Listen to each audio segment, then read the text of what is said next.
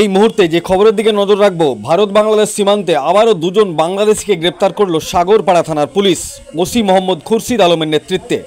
একজনের নাম কেরামত মাল আর একজনের নাম সালাম বেদ। তাদের দুজনেরই বাড়ি বাংলাদেশের রাজধানী ঢাকায়। মুর্শিদাবাদ জেলার সাগরপাড়া থানা এলাকায় ভারত বাংলাদেশ সীমান্তে ওসি খুরশিদ আলমের নেতৃত্বে নাকা চেক ইন করার সময় দুজন ব্যক্তিকে দেখে সন্দেহ হয় পুলিশের। তারপর তাদেরকে জিজ্ঞাসাবাদ করা হলে তারা সঠিক উত্তর দিতে পারে না। পুলিশের সন্দেহ আরও বেড়ে যায়। তারপর আরও জিজ্ঞাসাবাদ করলে তারা বলেন তারা আসাম বর্ডার দিয়ে ভারতে প্রবেশ করেছিল কয়েক মাস পূর্বে। বাংলাদেশে বাড়ি যাওয়ার উদ্দেশ্যে কাকমারি বর্ডার দিয়ে তারা বাংলাদেশ যাওয়ার জন্য রওনা হয়েছিলেন। ঠিক তখনই চলছিল নাকা চেকিং, আর তখনই তারা ধরা পড়ে যায় পুলিশের হাতে।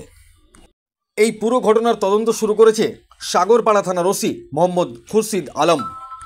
এই ভিডিওটি যারা দেখছেন চ্যানেলটি লাইক করবেন, শেয়ার করবেন আর সাবস্ক্রাইব করবেন। আই লাভ মাই ইন্ডিয়া, মেরা ভারত মহান।